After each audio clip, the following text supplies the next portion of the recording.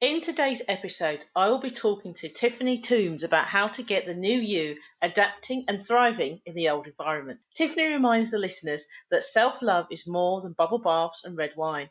Mavericks understand that real self-love leads to change and growth. It's important to understand that to create the life that you want, you need to avoid self-sabotage and procrastination. Listen in to hear the rest of our conversation. Before we begin our conversation, here is a quick shout out to the pathologically curious. Check out the Maverick Paradox magazine. It's a digital magazine written by Mavericks for business owners and professionals. You can find the magazine at themaverickparadox.com. The magazine's aim is to provoke maverick leadership everywhere.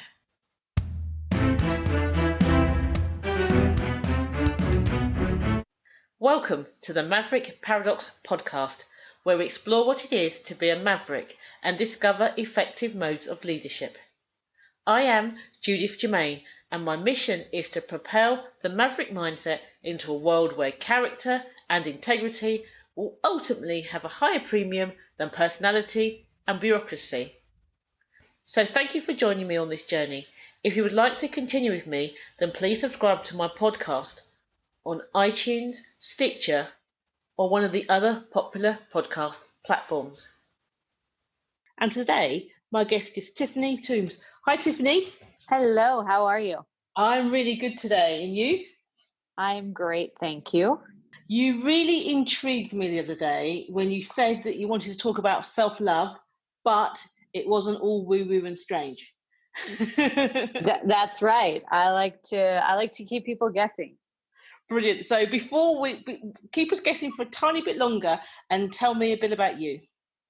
So I am a mindset coach. I specialize in helping people rewire their mind, let go of the emotional baggage that weighs them down and keeps them stuck in the swamplands of self-sabotage and self-doubt so that we can create more of what we actually want in life.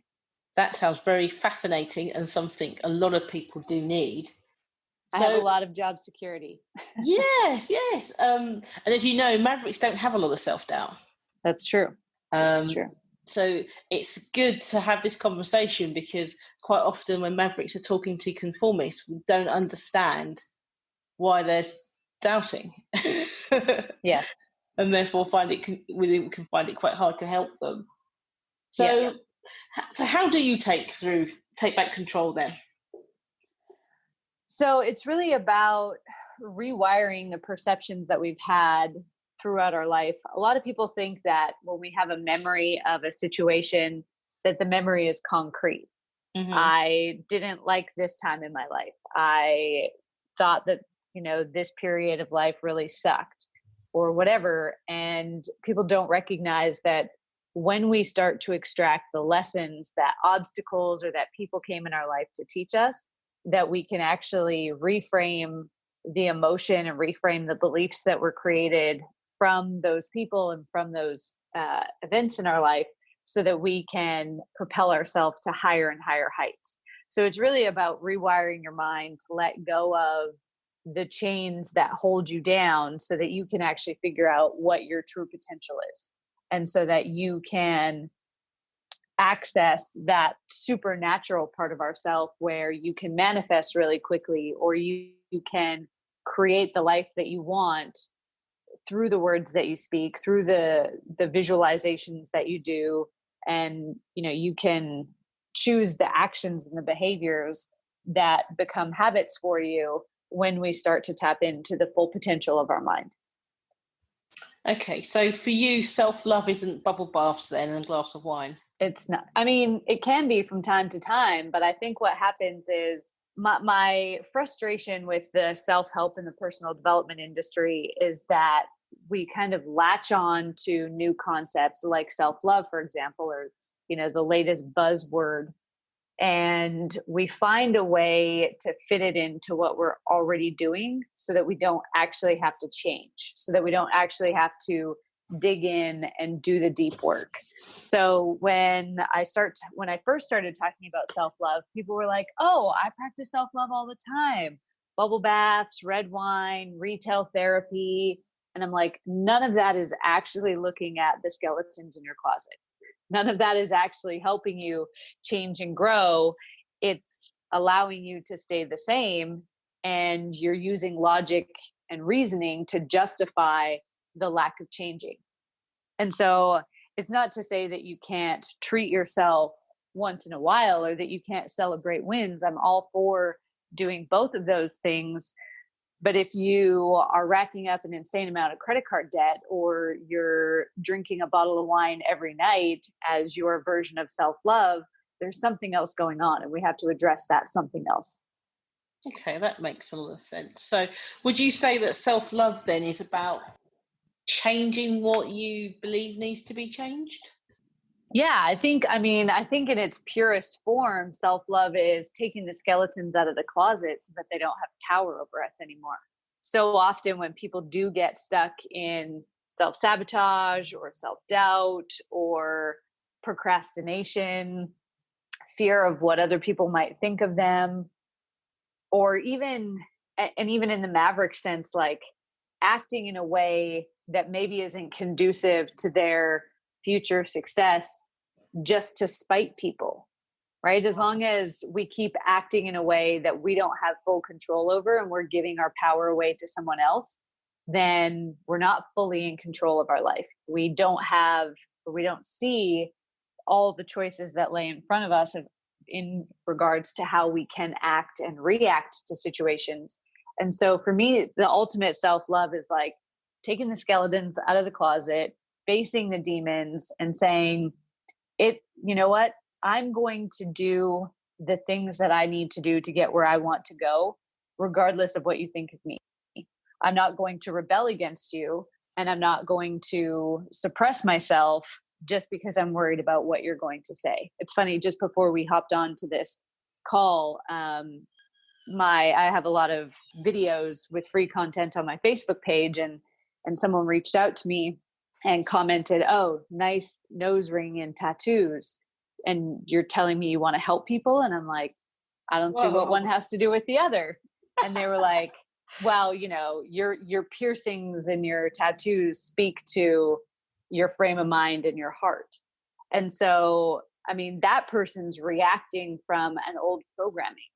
Yeah. And if this had been me 10 years ago, I would have, the Maverick in me would have come out and rebelled against that statement and gone into, whether it's attack mode or just gone into a place of, I'll show you. Whereas now I can just say to the guy, you know what? I'm sorry that whatever happened to you made you so closed-minded, and I'm just going to send you some love, and I'm going to keep doing what I'm doing because your opinion doesn't mean anything to me. And so I think that kind of showcases the difference between not being in self-love and self-love. Yeah, I like that. And I'm wondering whether socialized mavericks themselves are in an act of self-love always. And I think that's part of the reason that these types of mavericks can get rejected, because it's kind of, I know what I need and this is what I'm going to do. And if that offends you or upsets you, that's tough because I need this. And people see that as being selfish because you appear to be rejecting them when you're not. You're loving yourself. Yeah. And so for me, it all comes back to intention. Like, are you acting in, that quote unquote selfish way to spite that person? Or are you acting in that way because in the long run, it's what's best for everyone? So my book is actually about this concept of how when we start doing what's best for us, when we start taking those steps that we need to fulfill our life's purpose, a lot of people are going to call you selfish. I've been called selfish so many times in my life. I've lost count. Like, I would be a billionaire by now if I had a penny for every time I was called selfish. And it's a way that people kind of pull the reins back on us to keep us from moving forward, when really if, I believe that we're all here with a gift or a message or a talent that we're here to share with the world. Now, it doesn't matter if there's another coach out there like me, or if there's another author out there, or another podcaster, your message in your podcast is going to appeal to certain people and help them wherever they are in their life. And my book will be different from any other authors who have written it because it's with my unique voice. So my book will attract some people and it won't attract other people, and that's cool. And so when we start doing the things that we need to do to fulfill our purpose, which is ultimately in the greatest good of everyone, I don't believe that's selfish. I think holding back that gift from the world because you are afraid of what other people might think, or you are afraid to step on toes, or you are afraid to make other people uncomfortable, that's the most selfish thing that you can do. And so when I lived in Australia for a while, and when I was moving back to Canada and deciding if I was really going to go all in on my coaching journey, I was making a lot of people uncomfortable by thinking about it. My parents asked me not to share my story from my childhood, which really doesn't have anything to do with them. It was my stepmom and my biological dad who caused all the chaos in my life, but they didn't want it to reflect negatively on them. So they asked me not to share the story. Or having friends or other family members tell me, nobody's going to pay you to talk about their feelings, so you should probably just get a job. You'd make a really good receptionist. Wow. And yeah, but this happens for so many people, that when you start to take action and shine your light, other people get really uncomfortable because it makes them realize that they are stuck, that they're not living to their full potential. And I think when we give into that and we don't fully bring our purpose or our gifts out, that's when we're really being selfish. Yeah, I totally get that. I think what struck me there when you was talking was that I think that sometimes if you're doing well or you're different, people see that as a reflection on themselves, as if you are making some sort of social comment on what they're doing or how they're thinking, when all you're doing is expressing your thoughts and they're not linked to the other person, but they see it as that. Yeah, absolutely. I talk a lot about how relationships with other people, it doesn't matter if it's with a spouse or with a friend or a family member, those are our greatest mirrors for growth. Yeah. And so when we get super triggered by somebody else, it's showing us what we don't like in ourselves. Like that guy that just commented on the video was about, you can't selectively choose which emotions you feel. You can't decide, I'm never going to feel anger or grief again, but I will feel love and happiness. You can't feel one side of the spectrum without the other. And so it's funny to me that, that was the comment, that was the video that he decided to comment on and like really show his fear. But I don't take it personally because I know he's just telling me how he feels about himself. Yeah. Do you think that's the same all through someone's journey? So I think, when you first start your journey, then often it's a reflection on yourself. But once you've become more comfortable with yourself, maybe it's no longer a reflection on you. Maybe it is a reflection of what people see. Do you think that's possible? So what I mean is, like, if what he was telling me was a reflection of him, it wasn't necessarily about me. And so I think the only time that you have to worry about, like, is this something to do with me? Do I need to look inside and do some work? Is if you're personally getting triggered. Like if I meet someone and I have a really intense emotional trigger to that person, whatever they're saying or doing, then I know that, there's something in me that either I have to address or I have to heal or I need to look at. There's a skeleton stuck way back in the closet that I didn't see. But I can tell you, the further along my journey I've gotten, the less triggered I have become. I used to be a super angry person, and now I'm just like, okay. it takes a lot to faze me now. So do you think that then ability to self-love means or brings with it peace of yourself, more peace. Absolutely. When you have that ability to self-reflect and to say, you know, did I show up as my best today? Did I fully live within my core values? You know, for me, that's authenticity, integrity. And if I have a day where I'm like, I wasn't totally authentic, then I don't have to beat myself up about it and be like, oh, I'm such a loser. I dropped the ball here. But just recognizing like, okay, that happened, and I recognize it so that when I'm in that situation again, I can have a different response, and then I can move on with my life and do what I need to do. So absolutely, I think that self-love brings so much inner peace. And what are the stages then? So if you've got, say, you had somebody who had gone through an experience, or maybe their life has always been about pleasing other people, so they don't know who they are anymore, and they came across you and you said you need to have more self-love, what would that mean? What would they have to do to get that? So first, it starts with recognizing that they haven't set boundaries and starting to understand that, like, boundaries, especially if you've been a people pleaser, boundaries are the most self-loving thing that you can do. So you might not know how to set them yet, but you need to be able to reflect and say, yeah, I've never done that. Self-forgiveness plays a big role in it. I think we're very quick to forgive everyone else in our life and move on. And then we just hold on to the animosity or the resentment, the guilt or the shame or the anger towards ourselves.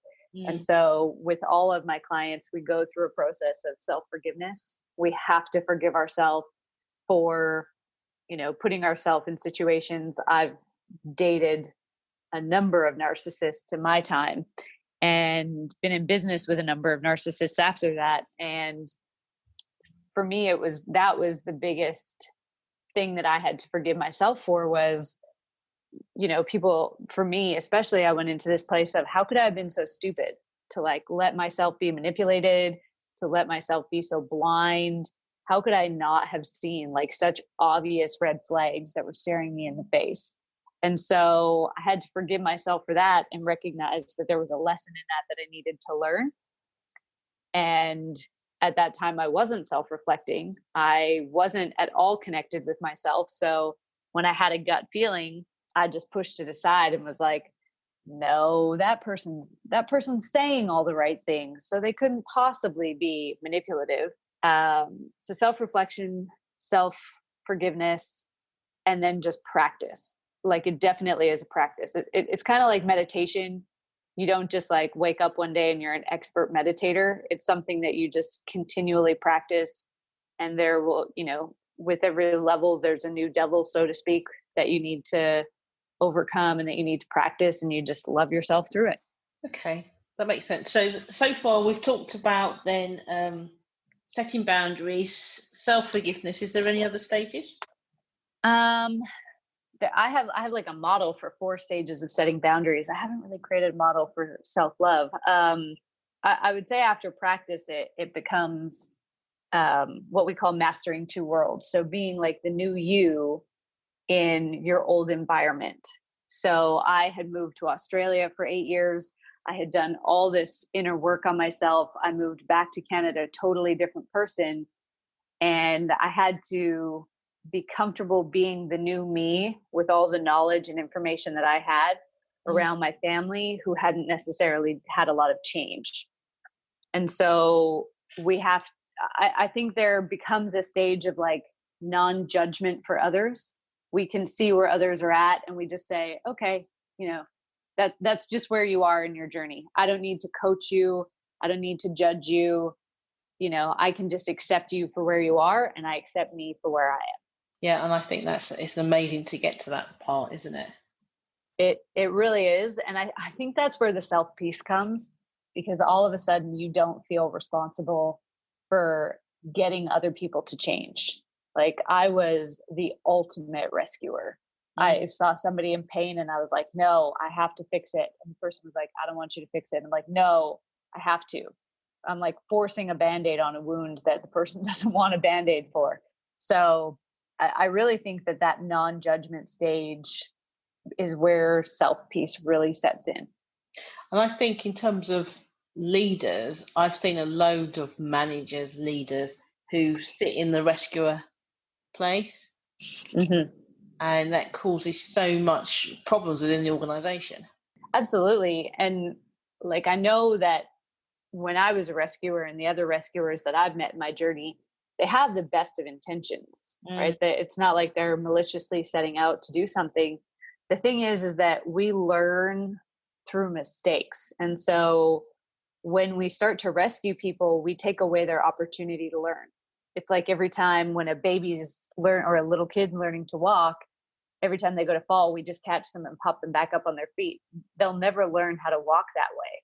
And so as painful as it might be to see someone headed for a mistake or a collapse or whatever it is, sometimes, I mean, we can be there for them to help them pick them up, but sometimes we have to let people fall over so that they can figure it out.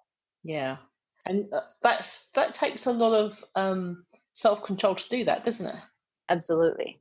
I do a lot of journaling when I see someone like headed towards that place. I just put everything that I want to say to them in a journal so that I don't feel the need to direct it to them. You know what? Actually, that's a really good tip. It's super helpful because you still get the emotion and the frustration out, especially when somebody is heading for a fall that is like so obvious to everybody but them. Then just putting that judgment on paper. I actually put it on paper and then I burn it so that it's like I'm doing something with it. But it really takes the emotion out of the situation so that you can just be there for that person and help pick them back up when they do topple over. It's a difficult path, I'd imagine. Yeah, it gets easier. Like I said, the more you practice it, the easier it gets. So what made you decide to study self-love? Because I hated myself for so many years. When I was living in Australia, I had my own breakdown, which was really a breakthrough. And I recognized just how much I had been hating myself for so many years. And I decided that I needed to do something different because I didn't know that I would survive the self-hatred much longer. Long story short, the day that I found out that I was pregnant was the day I found out my then boyfriend had a girlfriend in another state, and my entire life kind of collapsed around me. I couldn't eat or sleep for 2 weeks.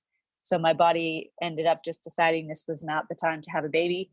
And I miscarried, which took me to a whole new low that I never even knew existed. At the time, I wasn't even trying to get pregnant. I used to make the joke like getting pregnant is my worst nightmare.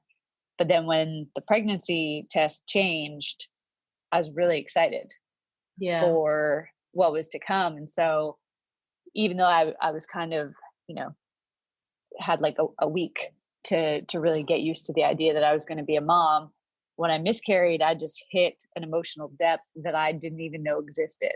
And the only way that I knew how to get rid of it at that time was through ending my life. And so I was suicidal for a brief period.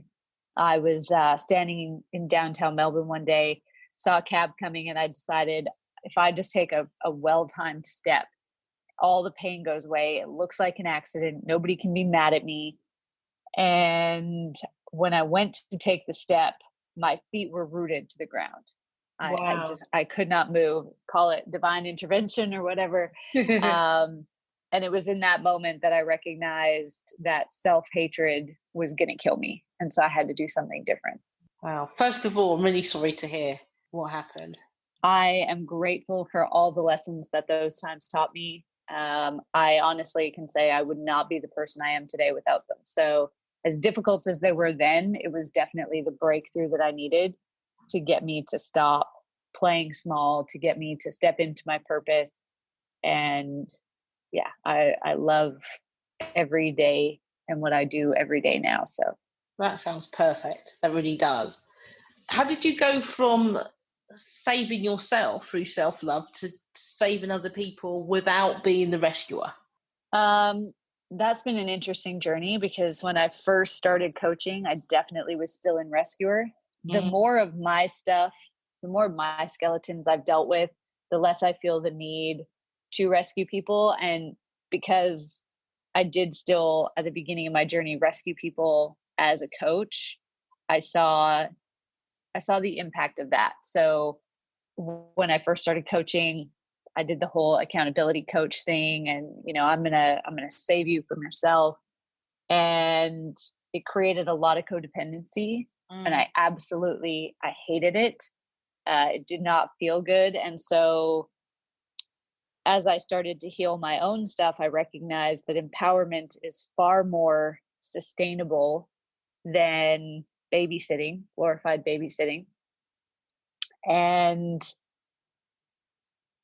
the tools were so profound for me that I learned along my journey that I'd share those tools with other people, and when they're ready, they'll come. And I also recognized that there was a lot of lessons that I had to learn through my journey, even as I started healing things. And so I create a safe place for people to make the mistakes that they need to continue to grow and still continue to heal and learn to love themselves through it. Brilliant. I think, you know what, I think that's something that all coaches need to consider, really, how to not bring their own needs into that relationship. Absolutely. And if I'm being totally honest, when I first started coaching, I was coaching from a place of ego. And so it was, as much as I loved helping other people, it was about stroking my ego that somebody else needed me to solve their problem, that somebody else had to keep coming to me. And I took credit for my clients' results that they got. Whereas now I'm not at all an ego. I recognize that I play a role in someone's journey, but that's it. I play a role. It's not, their results are not mine. They're the ones doing the work. I'm the one just facilitating a process.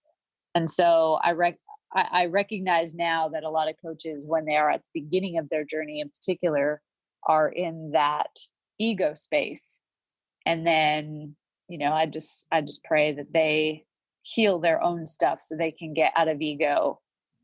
Because, as I said, the changes that you make when you coach from a place of empowerment is far more sustainable, far more long lasting than any other type of coaching.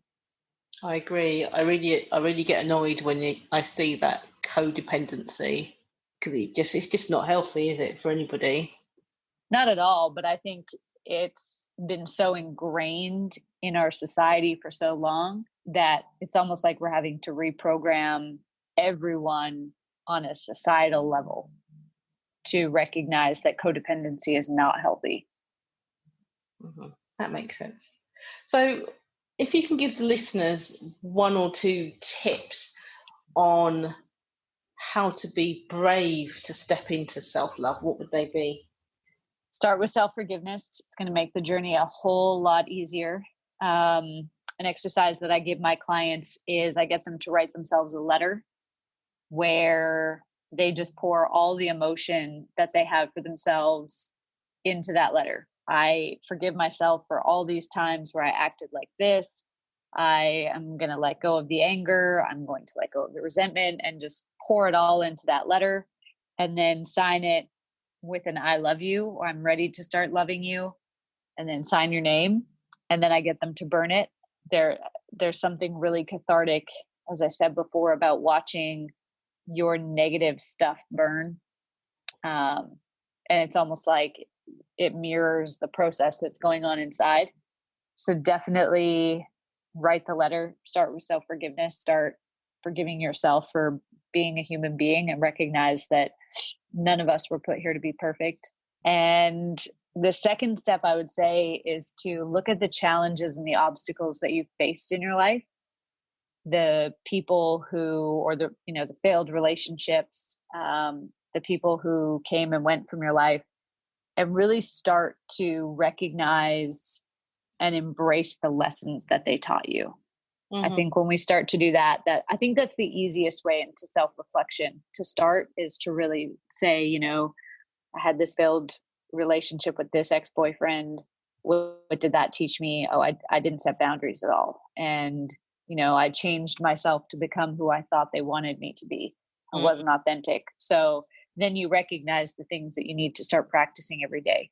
Okay, that makes a lot of sense. No, it's a bit shame, really. You can't see me nodding away, going, yeah, totally. Is there anything you want to tell me that I haven't asked but you would like to tell me? No, I think we've covered a lot, actually, in a very short time. Cool. Okay, I think in that case, then we'll stop there. It was a really good conversation, though. Would you come back and discuss something else at some point in the future? Absolutely. I would love to. Just let me know.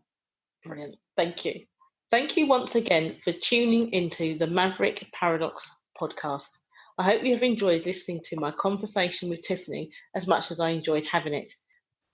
If you are pathologically curious and would love to find out more about the Maverick Paradox, then please subscribe to this podcast on one of the popular podcast platforms. Alternatively, you could explore our resources on Mavericks at maverickparadox.com or read the Maverick Paradox magazine. We publish frequently each week. If you subscribe, you will get our monthly newsletter. And let's not forget my book, The Maverick Paradox, The Secret Power Behind Successful Leaders.